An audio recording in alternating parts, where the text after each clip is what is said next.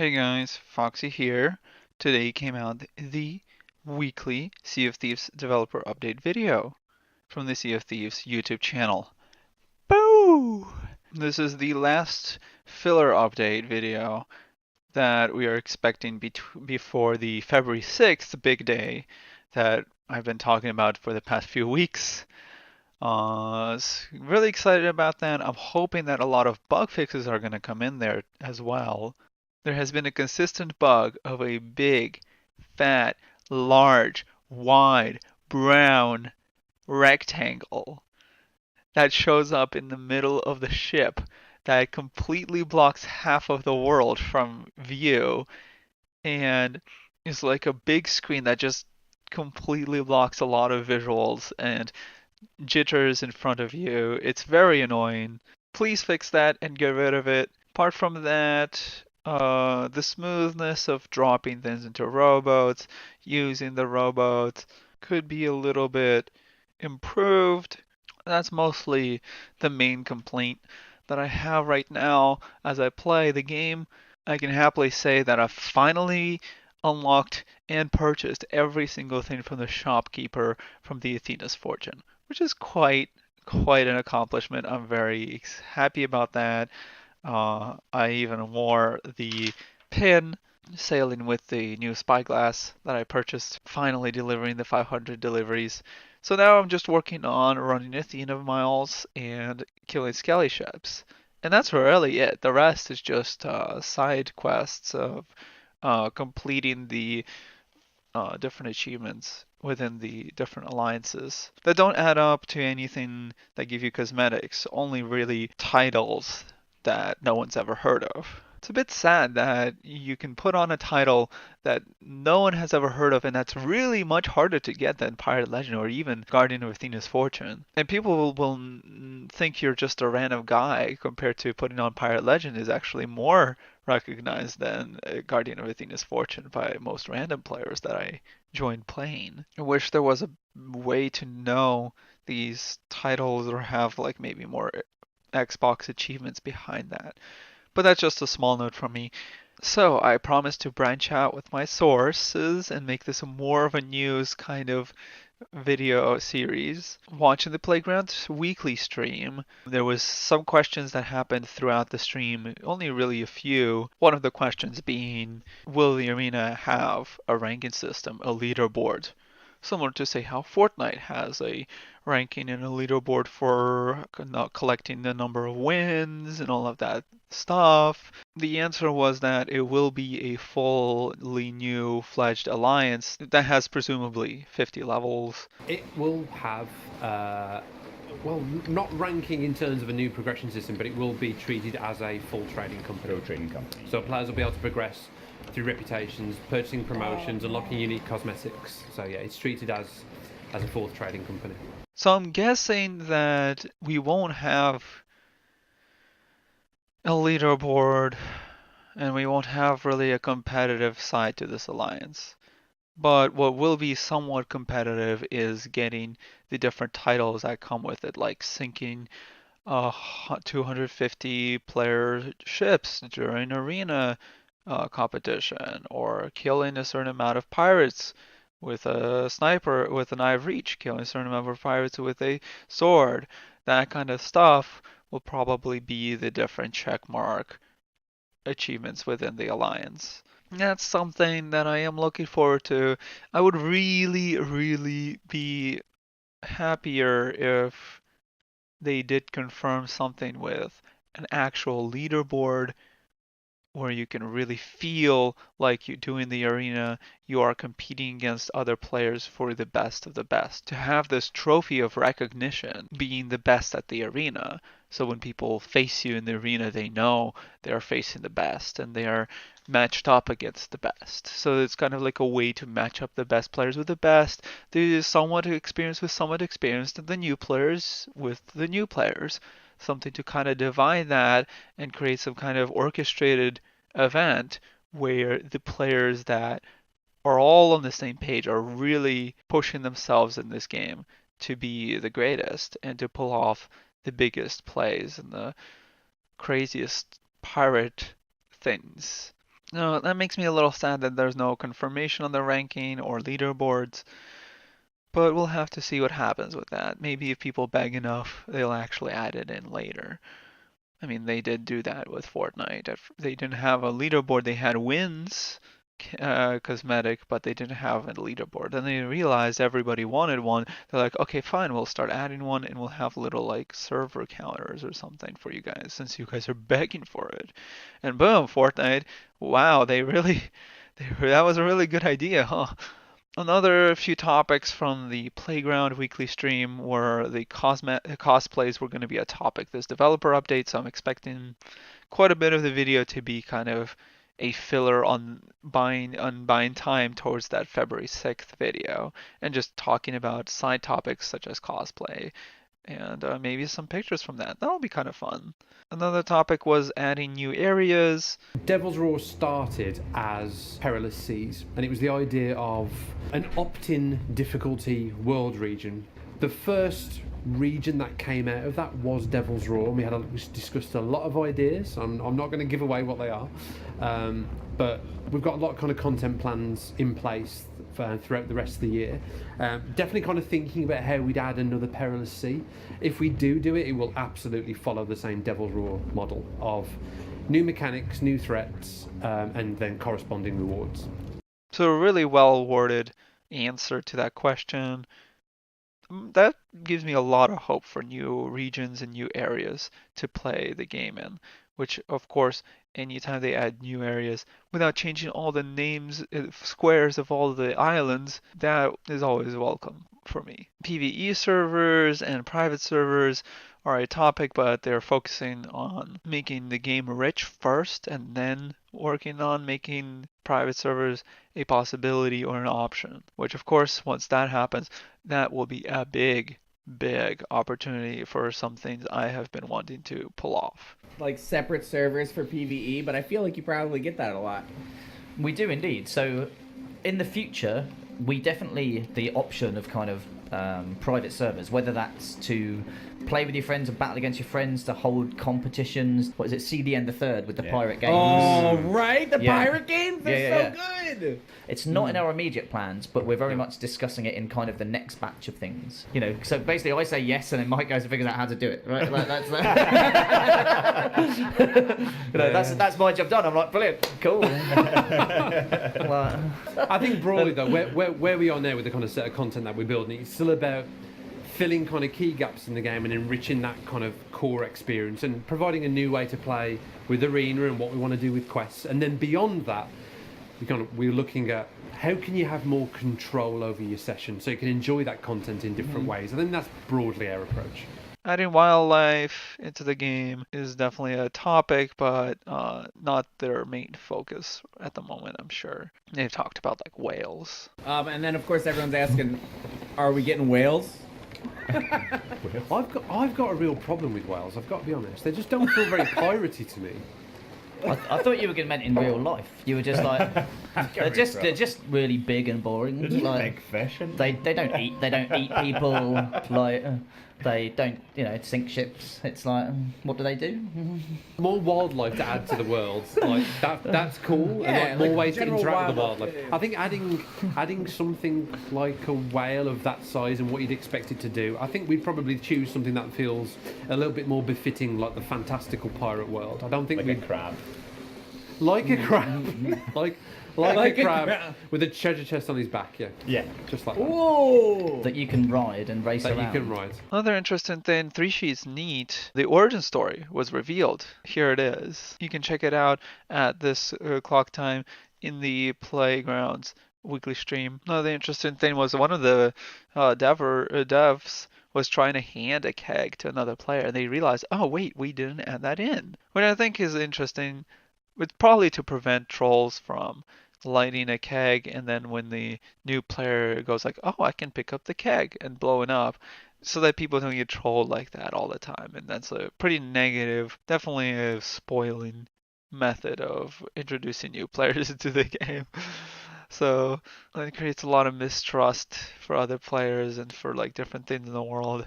So not being able to hand kegs makes a little sense there. Plus, you can always drop them and hand them to somebody else like that. That's not a really impactful decision by Rare to do that. Well, that's most of the rundown of the Playground weekly stream that came before this developer update video. So, time for the DUR part. Let's jump right in. So first of all, I wanted to talk about player behaviour. Reminder to everybody that discrimination of any kind is unacceptable because of their gender, discriminate against them because of their sexual orientation. Last week, we received a video of somebody being abused because of their gender in Sea of Thieves. We got the video, we got the evidence, we looked into this and we took swift action and we banned their account from Sea of Thieves. Like, we will not tolerate this kind of behaviour in Sea of Thieves. And when we see excuses or people kind of going, oh, well, this happens in other games, like, that's nonsense. Like, that is not an acceptable excuse. Like, be better. So next I wanted to talk about crossplay. So obviously Sea of Thieves is a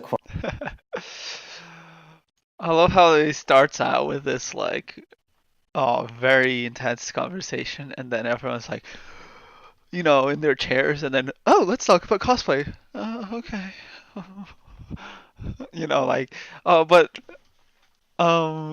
yeah, that's great. I'm really glad that Joe Neat's talking about this. Open mic in an open world where PvP players and PvE players join together in harmony is definitely a place where mic abusers are going to exist.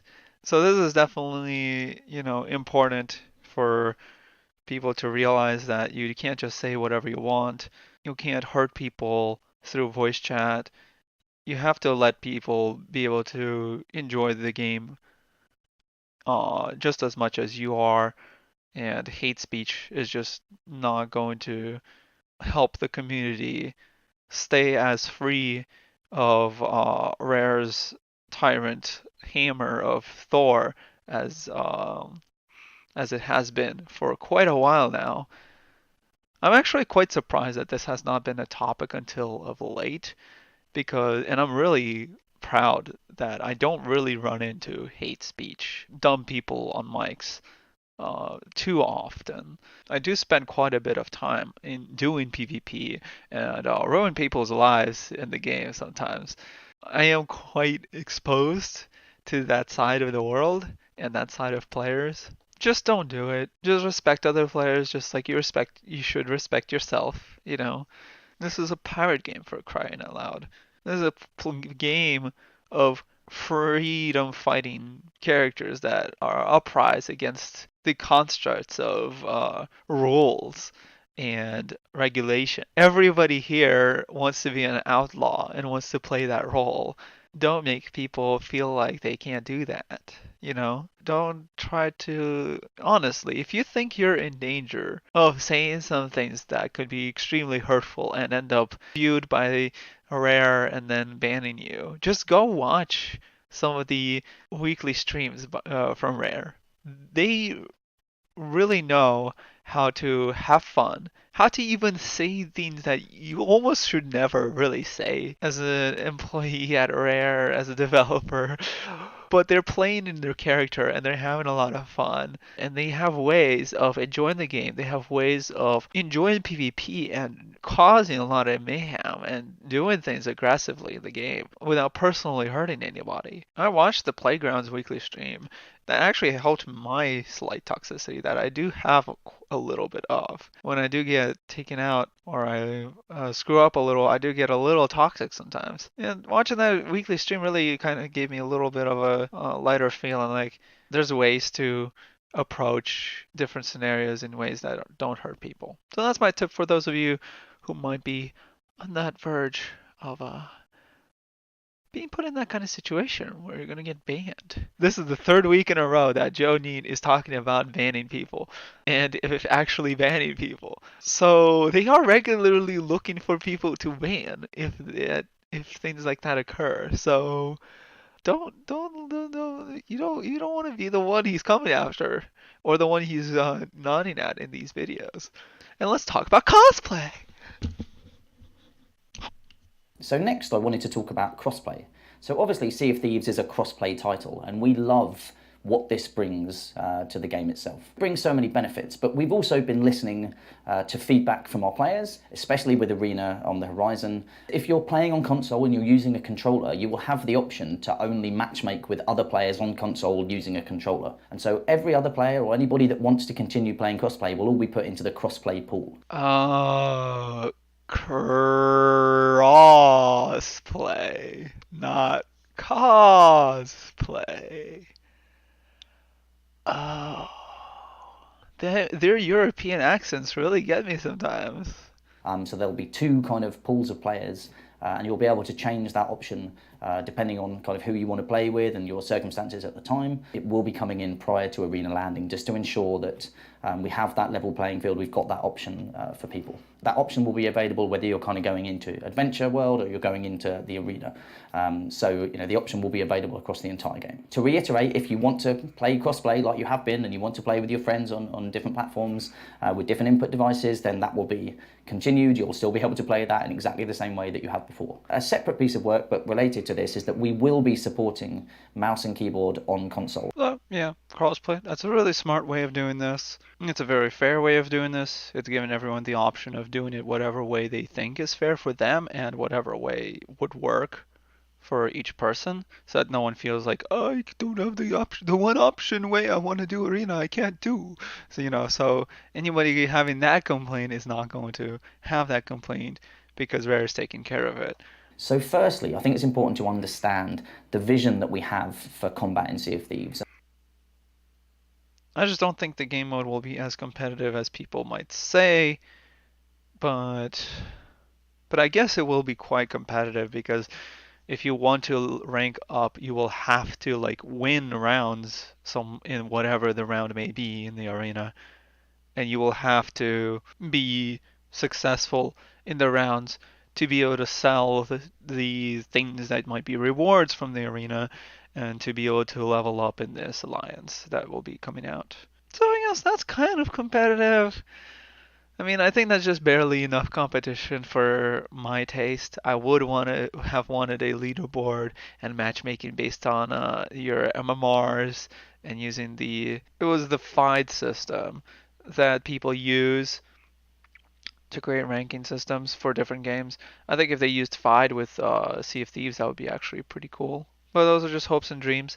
At least the arena is coming, maybe in about a month. So by then, I expect that I'll be able to get my cannons and capstan by that day. That will be my little goal. And then after that, I'll just keep practicing PvP and probably just fooling around on random crews. And I won't really have any really goal other than just waiting on the arena from then on. Keep waiting on Sea of Thieves to develop its different things, and I won't be chasing to keep up. I will be just waiting to receive different things because I already have a lot of money. I really don't. 2 million. I don't think there's anything in the game that I wouldn't be able to buy at the moment of its release. Oh, I'm just gonna keep waiting for that arena. Even if it's half-ass of what I want it to be. So firstly, I think it's important to understand the vision that we have for combat in Sea of Thieves, and that's that each tool that is there for a specific kind of purpose. When ships are battling at distance, that's when the cannons are really there. That's the kind of core use for those. As you start getting closer, the Eye of Reach can come into play. You've got the pistol, which is more of a mid-range weapon, but that's kind of when that's at its best and at its strongest. And the blunderbuss is that much more short-range, kind of in your face, so maybe as you're about to board or you're boarding a ship. But once you're kind of on the ship, you're in the confines, the kind of narrow, cramped spaces on a ship, that's really where we want swordplay to come into its own. And so as we look at the data and we look at feedback and we look at how people are playing, that balance hasn't really been playing out in the world as we would have hoped. Okay. So, one, I really like the approach. Every weapon in the game should have a scenario in which it is the best weapon. Some things that I would like to see is, I think that pistol should not have a stun to the shot. And two, I think that the pistol should have slower bullet speed. Because I think right now the pistol is really powerful. People use it to headshot people, and they usually just don't fight people that are far enough where the eye of reach is useful. So I hope that the pistol gets nerfed quite a bit to make the eye of reach a bigger skill, a bigger price to use that long range weapon, and for it to be worth using that long range weapon at long range instead of having the pistol just make up for that and just have a faster reload speed. If they nerf the eye of reach range, I'll be very sad because I love the eye of reach having such a high range. I'm still practicing with that specific range that they have. So it's gonna be like a real pain in the ass when they change all these ratios and everything. I think that sword can be buffed to like 4 hits to kill a player. I think that 4 hits to kill a player with a sword would be more fair. Especially when you're in a different situation where you're fighting multiple players. Of course, I would prefer that because I constantly 1v4 on ships. Um, and the lunge can be the 3 hits again, so you can lunge somebody and then run at them with the sword again to kill them. I think that would be pretty fair. Pistol should not interrupt a lunge. I don't think its lunge should be interrupted. I think that the sniper shot should have a knockback to it. So hitting somebody in the head with that, or or in the body shot, whatever, should definitely work the way it does. But when he says like this is an update for balance now and that we are still going to balance and watch how this happens into the future, makes me really feel like the arena's far away. Like April far away. That's just the fucking truth that you guys all, that's just the dang truth that all of you need to accept. Just the way it is. So obviously in next week's update, we'll talk through specifically those changes that are coming to the build on February the 6th in detail with all of the changes and tweaks that we've actually made. And obviously they'll be included in the build notes and everything too. So next week, I will actually be out in Seattle. So I'm going to be across there for some meetings and also to appear on Inside Xbox. So that means Drew Stevens, our senior producer, will be taking the video next week and talking you through those changes. I'm going to be appearing on Inside Xbox on Tuesday, February the 5th. Where I'll be talking about what's coming in the game update. I'm also going to be giving a bit of a hint about kind of the future plans for Sea of Thieves. Future hint equals information. But it is at least something. But, think about it. If they were actually releasing Arena and actually releasing all these updates for sure soon, and they were actually working on all these updates and all these things, and they already had their team already working, like adding all this stuff in, if they were really, like gonna release these soon, they would have told us. So this is a little sad that it looks like, we are in February. Um, we're about to hit February. We're 1 month in. It's going to take 4 months for each of these updates, big updates, to actually happen, right? Honestly, I'm expecting Arena to come out in April, and then when Arenas actually hit, they'll start saying, okay, well, we've thought about all these different options we have. We will come out with a new area, frozen domain, whatever, with moving icebergs would be pretty cool. Or we'll add like some jungle, like really jungly area where you have to like use your cutlass to break through like vines and use vines to swing from one area to another of the islands, and you can't get your ship close enough to fire to those areas. You have to like climb and things like that, find your way around like this like jungle like Amazon river kind of stuff. Maybe they'll add some areas like that, expand the world in that way, but that'll probably happen somewhere in October, like maybe September. So April, May, June, July, August, September. August, they'll have an actual update. And then October, November, December, they'll have like a Halloween event with some, Halloween elements. And then December they'll have like a little Christmassy thing. That's probably what's gonna happen. So like, with the way that how slowly things are moving in the updates of the game compared to like last year, or how slowly it seems like things are happening. Honestly, like they're really not talking about the future enough for me to feel convinced that the future is gonna happen soon. So honestly, what I just said is like what I would expect right now from the game and from the future of the game in 2019. Of course, the arena is going to take ages probably to level through. It's going to take tons and tons and tons of playthroughs of the arena. So of course that's going to occupy a huge amount of time. It's like going from level 1 to 50 again. So it's like the third way to Pirate Legend on top of, so like, of course, that's going to take time and that's going to be fun and that's going to be a lot of content that you have to do in order to be again out of content for you, like personally for me. But I think that will take like 3, 4 weeks to do for somebody like me. I don't think it'll take any longer than that. Maybe 2 weeks. But we'll have to see what happens. I don't know, but from my speculation, this is what's going on right now. I'm not really too happy about it. I guess what it is though.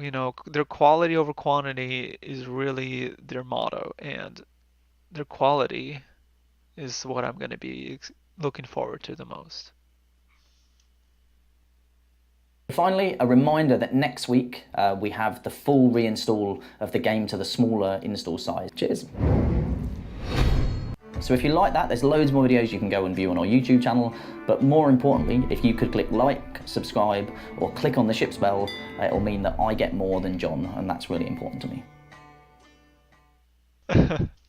More than John. So that really is it. February 5th, I will be watching that live. I hope it's going to be streamed somewhere, or at least we'll be watching the recording and highlights and whatever. I will be in great detail discussing what I think that means for the future, because that is definitely a very big moment when we're going to have a real glimpse, an official look at the future of the game and what they have planned. And on the 6th, we'll see how that update goes. We're going to update the game, we're going to try it, we're going to play it, we're going to see what happens. Double gunners, better milk out that double gun till the last day because it's gone real soon. Anyway, for those of you who actually watch my videos, thank you so much for coming here and watching to the end. And see you guys next time. Foxy out. We're gonna come and help. This is helping. Oh, there he is.